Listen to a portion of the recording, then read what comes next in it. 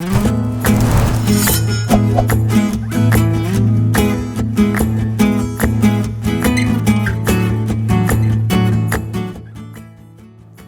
coronavirus pandemic has been with us for almost 2 years now, and many of us have moved to remote working to avoid close contact and stop the spread.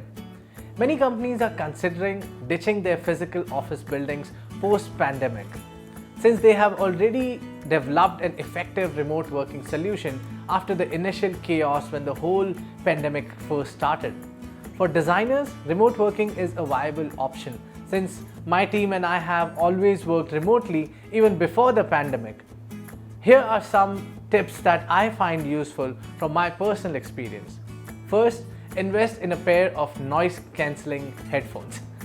Voice quality is the king in terms of remote working, and terrible sound quality will discourage you from being engaged in your work. A high-quality headphone and microphone is must because they make your client and yourself feel comfortable and approachable. Second, define your availability.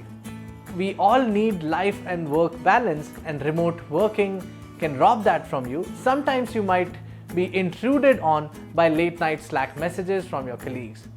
There are other cases when people just call you when you are having a one-on-one meeting with an important client. Defining your availability and making it public through Google Calendar or collaboration apps is very critical. Last but not the least, maintain a clean workspace. If possible, get a dedicated room as your office so you won't be bothered by crying children or barking dogs. Keeping your desk space clean and tidy can significantly help you get into the mood of working. I hope this tip was helpful. Don't forget to visit our website at void.com. This is San. You are watching UX Tips at Void. See you in the next video.